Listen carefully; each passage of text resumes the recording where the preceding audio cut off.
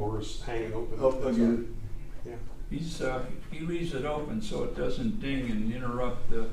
It's already dinged. Daring it out. Rory's concentration in the presentation. Yeah, it's already dinged. That is, I, not being an engineer,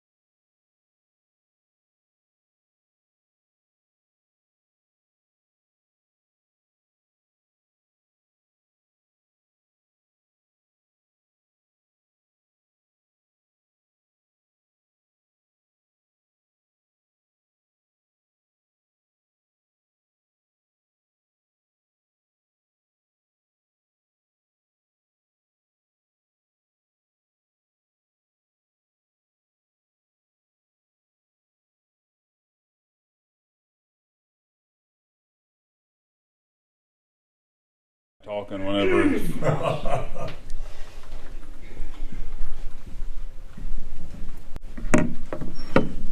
Frank gives me updates and lets me know when we're live.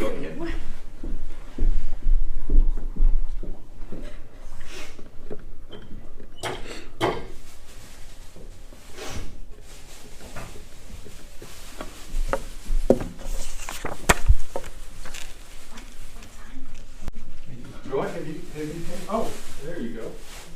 All right, That's Dave's special offer. we're live in New York. 5, 4, 3. That'd be interesting.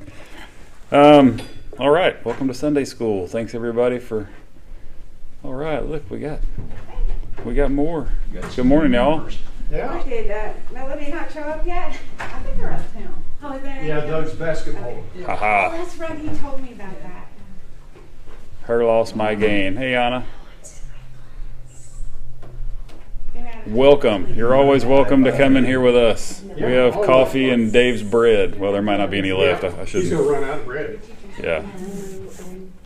All right, so I'll go over the announcements first. We have the blessing of the backpacks coming up, and I forgot the date of that. Today. That's why the date is not on there, because it is today. Okay, good. Blessing of the backpacks today during the worship service. But So more importantly, it comes one week before the Sunday. that's right. Yes. Yeah. It just gets better as we go down. There's a youth cookout for all 6th and 12th graders on July 28th. That's a Wednesday from 6 to 7. And then if you need more information on the cookout, just get a hold of Sean Simic. And the most important thing on here is the ice cream sundae. So mark your calendar. That'll be at 5:30 p.m. The whole church family is invited to attend. It'll be in the fellowship hall. And it says, please bring ice cream. Homemade would be great. Your favorite toppings or other sweet treats. And also bring any favorite games, puzzles, and that sort of thing. And even though we're going to be in the fellowship hall, we're still going to try to practice some safety measures, given that COVID-19 is nowhere near gone. And so, we'll have some socially distanced seating. And if anybody wants to wear a mask, of course you can wear one. So Wednesday nights, there's an update on here, and Rory sent some communication out about this the other day. Wednesday nights are going to restart on August the 4th at 6 p.m. That's a Wednesday, and it'll be in the fellowship hall like it used to be before the whole, the drastic change we experienced with COVID. So, again, plenty of room down there to spread out and practice social distancing and all of that. And I'm pretty excited about what Rory's going to teach on. He's teaching out of a book that's written by a guy named Paul Jones called Theological Worlds, and he basically talks about how there's these several different theological worlds, and any given person might actually kind of live and operate within one of those. And I'm not going to I have the book, but I've never read it. I've read the table of contents, so I kind of know what he gets at, but it'll be very interesting, because I think all of us will gain some insight into, well, which theological world do we live in, or do we maybe kind of dip our toes into each one. But it'll be pretty neat. I'm really looking forward to that series. So yeah, it will be cool, and Rory will present it very well, no doubt. The language of love. I hope that doesn't sound as interesting to me, but Everybody has their own particular language of love. Yes. That's probably there's probably some similarity there. There's a deacon ordination on Sunday, August the 15th at the worship service at 11 a.m. And then other than that, we just have there's a trustee meeting on August the 3rd at 7 p.m. All of these are in room 105. There's a church council meeting on Sunday, August the 8th at 2 p.m. And then a deacons meeting also on the 8th at 3:30 after the council meeting. So that is all the announcements. Can I add one? Yeah. Even though Wednesday night prayer service has been postponed until before, we are meeting in choir room at 7:15 every Wednesday until further notice. But we are practicing the hymns and the anthems that are upcoming, and I'm not sure they can hear us over the TV. Yeah. One of the things I really like about choir practice is that we go over the words of the hymns and the anthems, and it's like having a second sermon, because Tim does an excellent job of setting the hymns in the theme of the sermon. Right. So in choir practice, you get to go over them again, and then you sing them in the sanctuary, and then you hear them from Rory. So it's really a worship service. That's a really good point. If you didn't hear that over anybody that might be watching or watching this later, Gary pointed out that they are still meeting Wednesday evenings at 7 for choir practice, and that in and of itself is kind of like a Bible study or a worship service, because they're learning the hymns, they're going through them word by word to get them in their mind for singing. But those hymns, especially the ones that are selected by our worship minister Tim Bounds, they just bring a lot of theology and other just everything involved in worship into those hymns and into the worship service, but also into choir practice because of that. So thanks for that, Gary. That's something good to point out. That's also a good way to maybe fish for people to come to join the Amen. choir, right? That So was the you're purpose you're of- pulling double duty, so that's really Yeah, good. we have probably about 10 people in the choir Okay. regularly, but we need some more. Frank did say that he can hear the people. The people can hear me. Yeah, so that's good. That's good to know. All right, so we're wrapping up this book, Richard Bauckham, Who is God? Key Moments of Biblical Revelation, and there's 4 chapters to the book, and each one goes into a different revelation of something about God in the Bible. So the first week we talked about the divine presence. The second week we talked about the divine name. Last week we talked about the divine character, God's character. And now this week the final chapter is on the Trinity, the Trinitarian story, as Bauckham calls it in the book. But before I get started, since I failed to do this last week, I wanted to address Joy's question that she had a couple of weeks ago. And we were talking about the divine name, and she brought up, where there, and I brought up one example of where this appears in the New Testament, where Jesus is talking to these Jews who are, battling with him, and they bring up Abraham, and Jesus says, surely, he says, truly before Abraham was, I am, and he essentially uses the Greek version of the Hebrew, I am, and calling himself essentially God, that by the divine name. And Joy brought up, maybe there was other instances where maybe something like that is going on in the language, and she specifically brought up when Jesus is walking on water and he comes to the boat, and the disciples are all scared because they're like, who is that? Is it a ghost? And he just says, don't be afraid, it's just me. He says, take heart, it is I, do not be afraid. And Mark, Matthew, and John all record this instance, but in the words that are spoken there, there is nothing, there's nothing really there. It's plain language. Jesus is just saying, hey, don't be scared, it's just me. There's nothing really in the words themselves that kind of symbolize that you could really pull anything out of. However, in the event itself, that certainly supports Jesus' divinity. Now Mark just uses this story to emphasize, he doesn't really, he doesn't go into much, none of them really focus on the miracle. It's just clearly a miracle. Jesus is walking on water. But Mark uses it to emphasize the apostles' doubt.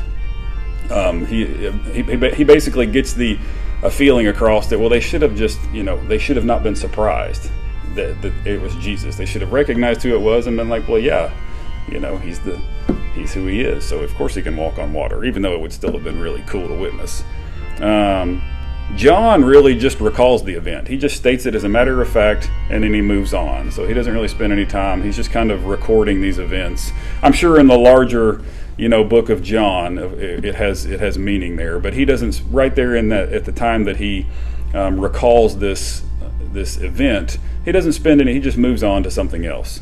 Now Matthew, on the other hand, ends this story. There's a lot more going on with Matthew. He ends that story where they see Jesus walking on the water, and that's when Peter walks out to him, and starts to sink, and Jesus helps him out.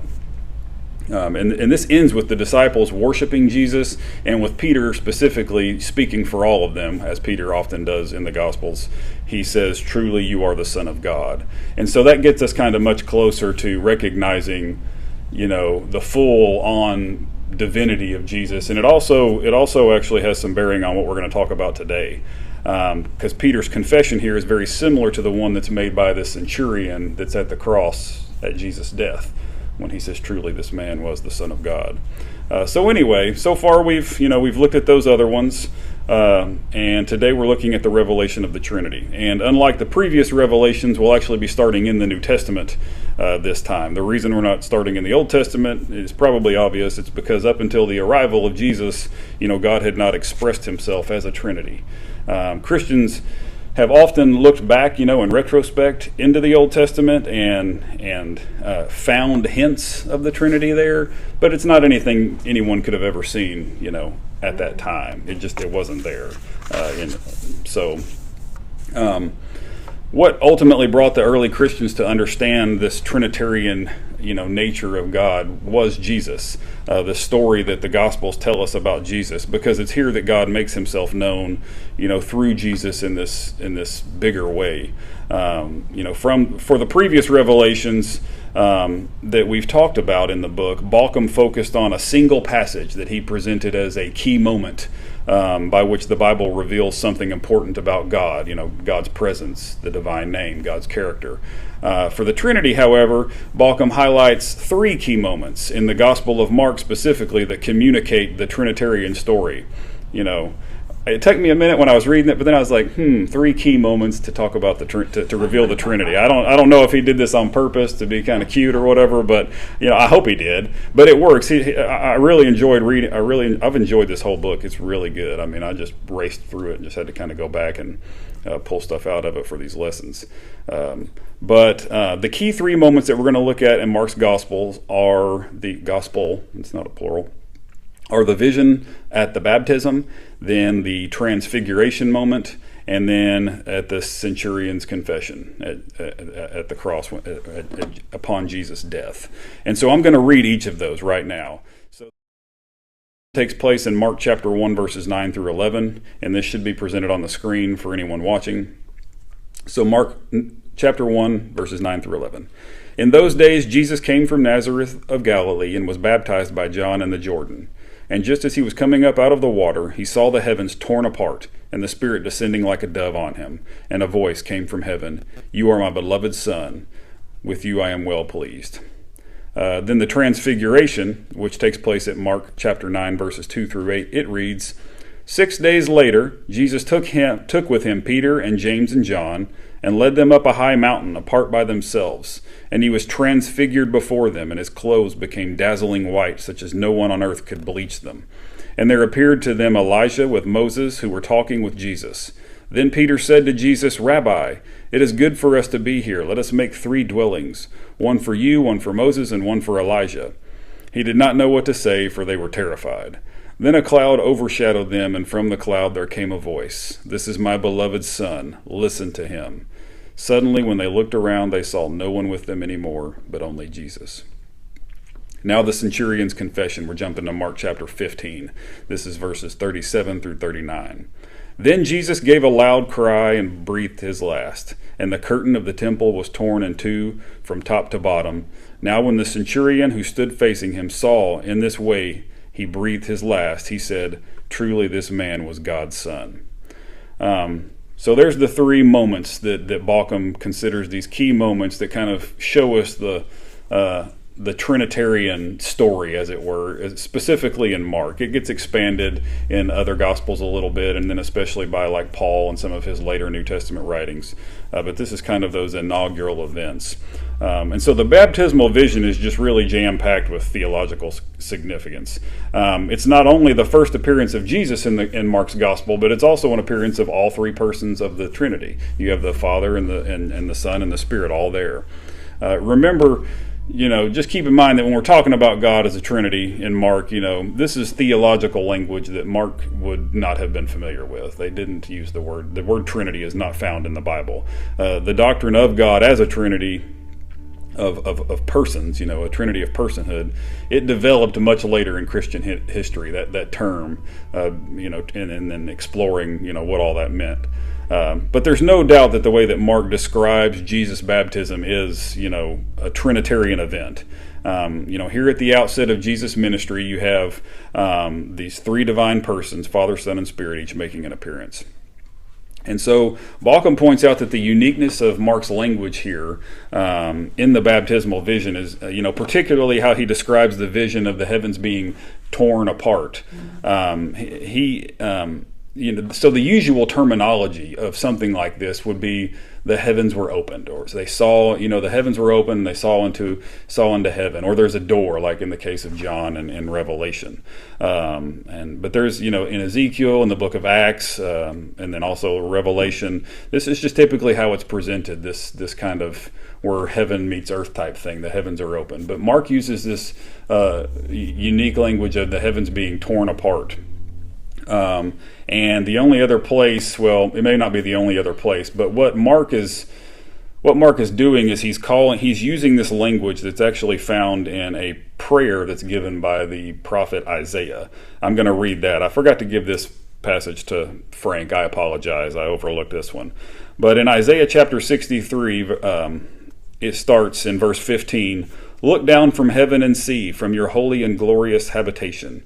Where are your zeal and your might, the yearning of your heart and your compassion?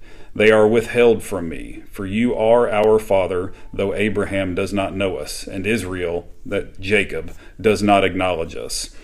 You, O Lord, are our Father. Our Redeemer from old is your name. Why, O Lord, do you make us stray from your ways and harden our heart, so that we do not fear you? We have long been like those whom you do not rule, like those not called by your name. Oh, that you would tear open the heavens and come down, so that the mountains would quake at your presence. So the reason I read all that was to kind of give some context to that last verse, but that's kind of the one that we wanted to think about here. So Isaiah is speaking to this faithful Israel at this point, but it's during this time when it just seemed like God had totally abandoned them. They haven't heard from God. They've gone through all these tragic things, and so Isaiah has been, up until this point, to this prayer, Isaiah has been recalling how God, saved Israel from Egypt and through Moses in the Exodus. And then in this prayer, he's asking God to do something like that again. He'd come down, be with Israel, lead them out of this condition that they're in and rescue them. He wants God to come down in power again and redeem his people. And so the image of tearing the heavens apart here is kind of appropriate because it suggests, that God's just he's wanting God to just severely interrupt the way things are in the world, and do something for Israel. Redeem Israel, reunite them, reconcile them, all those things. So Mark uses this exact same language to communicate that Isaiah's prayer is finally being answered, with, the coming of Jesus. God's powerful presence has come down from heaven again in answer to Isaiah's prayer to be among them, once again, to be among Israel in the person of Jesus, empowered by the Holy Spirit. In the book, Bauckham offers his own, novel, and lots of people try to explain, various things in the Bible. But in the book, Bauckham offers his own novel suggestion of why it might have been that God's Spirit appears as a dove. I don't know if you ever think about that or wonder if that's like, well, why was it a dove? And most of your commentaries will just essentially point out that the dove was a really common. It's still a really common bird in Palestine. They were everywhere. So maybe. There's not much to it, but it was one of the offerings to the temple. I mean, they didn't offer chickens and turtles and other things. It was doves. Right, and that speaks more to its commonality. Anybody could get one. It'd be a bummer if your sacrifice had to be some animal from a different part of the globe. So I think, but that's one of the things they'll bring up. This was just a common animal. It shows up in the Bible elsewhere. And that sort of thing. So, but there is no unanimous conclusion as to why it's a dove beyond that, other than maybe it's just it being a common species. Wasn't it the dove that brought the olive branch also? Yeah, for Noah. Mm-hmm. So, God, it seems like he treasures that. Or why would it not have been a dove? But since doves were such a common bird in same area, I guess that's I'm just playing. That's the way that it's framed. It's basic. But all your questions are right. These are the places where this dove uniquely shows up. But the reason that most of them will say this is, well, it makes sense. It was a common bird in the area. Why would it have been something else? That sort of thing. But what Bauckham tries to get at, which I thought was really cool, it's a novel interpretation from what I know. He thinks there's a lot more to it being a dove, especially at this point, descending upon Jesus at his baptism. And I think it's really cool. What he does is he points out that the Hebrew word for dove is the word Yonah. That word probably sounds really familiar. In English, we would pronounce it Jonah. So Jonah in the Bible, his name means dove. That's what that name means. I did not know that. If I learned it, I have forgotten it. But the neat thing that Bauckham points out is how this word is comprised of 4 Hebrew letters. And how similar they are to the divine name that the tetragrammaton that we talked about in the second week. And even when you write them out, they're very, very similar. It looks similar. 3 of its letters are actually the exact same between the word dove and then the tetragrammaton, that Hebrew word. So he further points out how we learned in chapter 2 when we talked about the divine name that there's this. You remember we talked about how there's this play on words between the Hebrew word that means I am or I will be, that's given as the divine name, and then the YW and the Y, the divine name, how they would write it, the YHWH that we popularly pronounce Yahweh. So if you don't remember, the word for I am or I will be is a 4-letter word, and then 3 of its letters are the same as the divine name that's given to Moses in Exodus chapter 3. I know you guys weren't here for all of this, but we talked about how in Exodus chapter 3, when Moses encounters the burning bush, that is when we first encounter what is the divine name in Scripture. That's this name that God gives to Moses, that the Jews, between the exile and the time of Jesus, they no longer pronounced or would even write it out. So they came up with these substitutions, which is what we find in the Bible, like the word Adonai and things like that. So apparently their idea of protecting the divine name and following the commandment to never use the Lord's name in vain was to just never actually use that name in its original meaning or even write it down. They would use substitutes. So, but there's a play on words basically between the divine name and the way God described himself as I am who I am. There's a lot more to it, but hopefully that catches you up a little bit.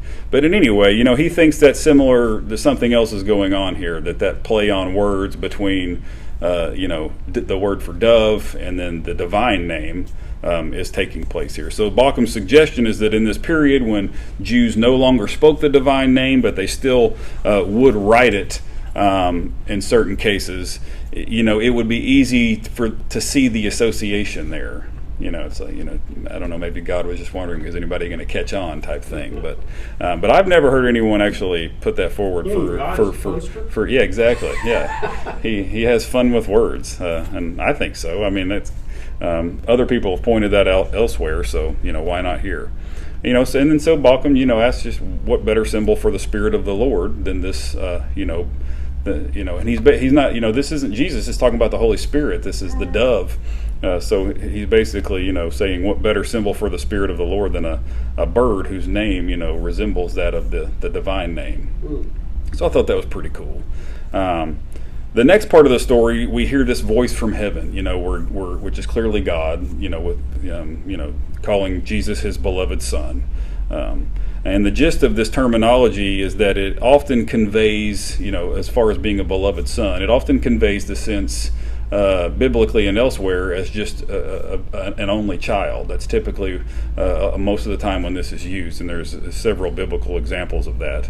And it's typically the only son of a father. It's just because of the whole patriarchal nature of the language in the Bible at the time, but the language here, this beloved son, is very affectionate and expresses a deep emotional attachment between the father and the son, which is how it's always presented. So while the term son of God certainly comes with a reference to status and office and that sort of thing,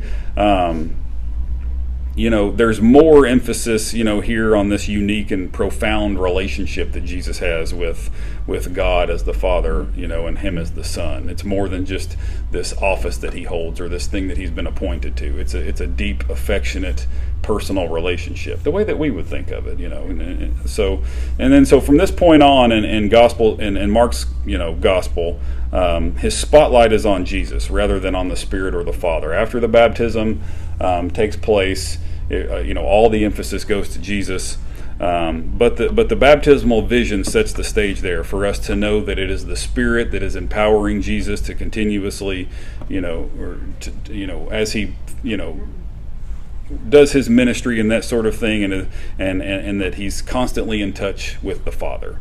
That's kind of the point. So as readers, we're continuously reminded of this special relationship that Jesus has with the Father, and then also his being empowered by the Spirit.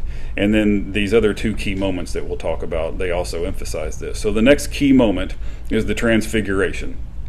And so we'll look at that now. It's important to recall, that up until this point, when we get to the transfiguration, Jesus has healed the sick, he's cast out demons, he's forgiven people of their sins, he calmed the storm and walked on water, he's miraculously fed large crowds of people, and various other things. And then it's all on the basis of all of this, evidence, that when Jesus asks his disciples, who do they think that he is? Who do you think that I am?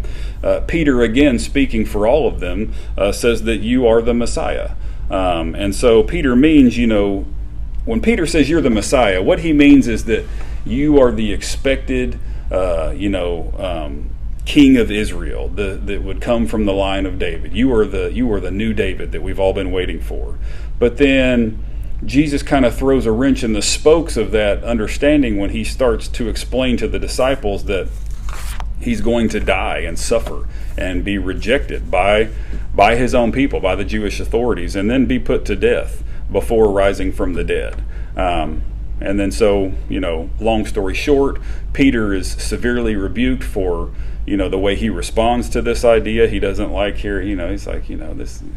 He basically pulls Jesus aside and tells him, no, you're wrong about yourself, but he's severely rebuked because this is not at all what he thinks should happen to the Messiah. This makes no sense to them, to him or the rest of the disciples. And then so 6 days later, we have Jesus taking Peter and John and James up with him on this high mountain to be apart from everyone else all by themselves. And then they experience this divine encounter where they see the appearance of Jesus radically changed. This appearance that reveals something of his actual, divine glory, who he truly is. And Mark describes Jesus the way that other divine beings are described in the Old Testament, like in Daniel, and then also later in Revelation in the New Testament, where his clothes are this dazzling white. It says they were so white you couldn't even clean them to make them whiter, that sort of thing. And so... And then Jesus is joined by these two great prophets of Israel's past, Moses and Elijah. And this is another thing that scholars have debated. Why was it Moses and Elijah? What's the significance of this? And again, I think that Balcom here offers probably the best suggestion that I've ever come across. I don't think this is unique to Balcom, but I think this is the best suggestion. Which arguably, it takes these two most. It takes arguably two of the most renowned prophets of Israel's history, and then it distinguishes them from Jesus. And because basically what it shows us is that Jesus and these two prophets of Israel's past are not even in the same category. They are, and you get that from the whole story. Jesus is altogether greater because when the voice from heaven comes, it just ignores the fact that Elijah and Moses are there and says, Jesus, this is my beloved son. And then, and not to mention, that's also the same voice that was at the baptism, that spoke at the baptism. But now God is, from what we know, that was revealed to just Jesus. As far as Mark goes, only Jesus heard that voice at the baptism. Now these three disciples are getting the same message from God, directly from God, from his voice. And Moses and Elijah are really just there to kind of show that these three are not equals. These aren't just three of Israel's great prophets now. Jesus isn't joining the great prophets of Israel. He's something completely different. God picks him out, says, this is my beloved son. And then when the vision just kind of is over, and the disciples look around, they see that Moses is no longer there, Elijah is no longer there. They've been taken up into the cloud or whatever, but Jesus is still with them, and Jesus is the one that God tells them, listen to him. This is my son, listen to him. So there's something special about this man who's still with them, above and beyond. And it also shows that the result here is that what Jesus is going to teach them, what he has to say, takes precedence over anything that Elijah and Moses ever said. Jesus is the authority. So, and then there's also something to be said about the display of God's love here, I think, because compare Jesus with Moses and Elijah, Moses and Elijah, they both faced opposition during their times, but Moses died a peaceful death from what we know. He didn't get to go into the promised land. That's kind of a bummer, but he died peacefully. And then Elijah was just, taken up into heaven. So neither of these two prophets experienced, a violent death due to the opposition they faced. They died well. So in contrast, Jesus faces bitter opposition, and his encounter, and this ultimately leads to him being put to death. And so, as Balcom points out, he says paradoxically, being the beloved son puts him in a special category that entails his violent death, which is hard to understand. But this is what Jesus was trying to explain to Peter and the disciples, and they didn't want to hear it because it didn't, match up with their understanding of what it was to be the Messiah. But this is why during the transfiguration moment, that divine command is given to them. This is my son, the beloved, listen to him. And there's that exclamation point. Balcom writes that the transfiguration was only a foretaste. It was this, memorable and reassuring foretaste of the ultimate future that is beyond the cross. But first, the disciples had to follow Jesus on his way to the cross and understand what it meant. So then the third key moment is the centurion's confession. When the centurion at the cross, the centurion who's at the cross, he's apparently, as far as we know, just kind of speaking to himself. You don't really know that. It's not like he stands up at a podium and declares it, but he just declares truly this man was God's son when he sees Jesus die on the cross. And so this is the third time in Mark that Jesus is declared God's son. But this time it was, not by God, but by a human being who actually just witnesses Jesus' death. It's interesting that the centurion, there's no indication that the centurion knew Jesus beforehand. Right. So he didn't know his teachings, right, which his disciples knew. He didn't know what Jesus prophesied, which the disciples knew.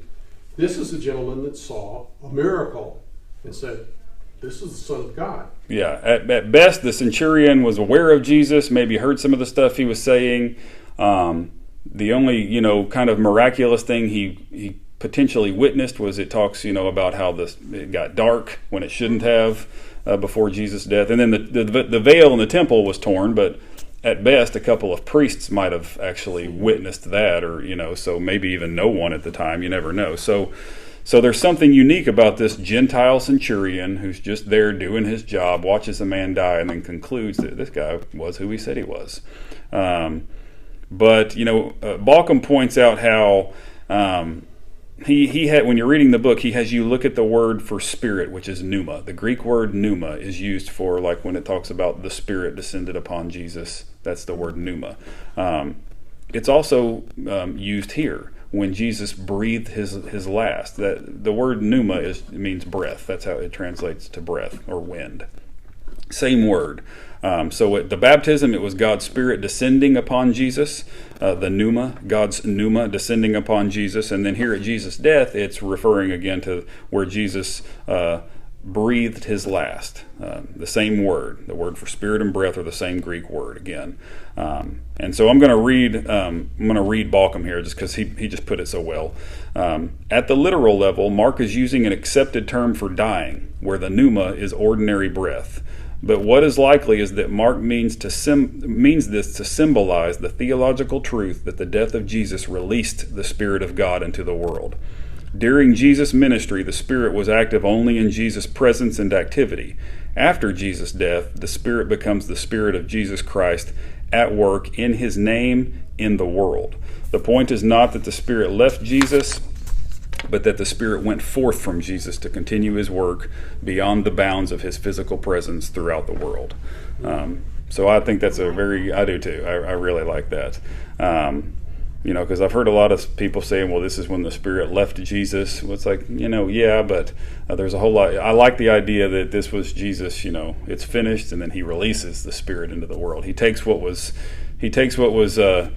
confined to him, for lack of a better term, because of his physical presence as a human being, but on his death, it's released. It truly comes alive. And so this understanding also helps us, understand the curtain in the temple being torn. That is the curtain that would have separated the Holy of Holies from the rest of the temple, and then there was another curtain in the temple also that's provided another separation. But when the heavens were torn apart, if you remember, at Jesus' baptism, it symbolized this, the symbolism there is that this curtain or this veil between the heavens, God's dwelling place, and the earth was torn, was opened.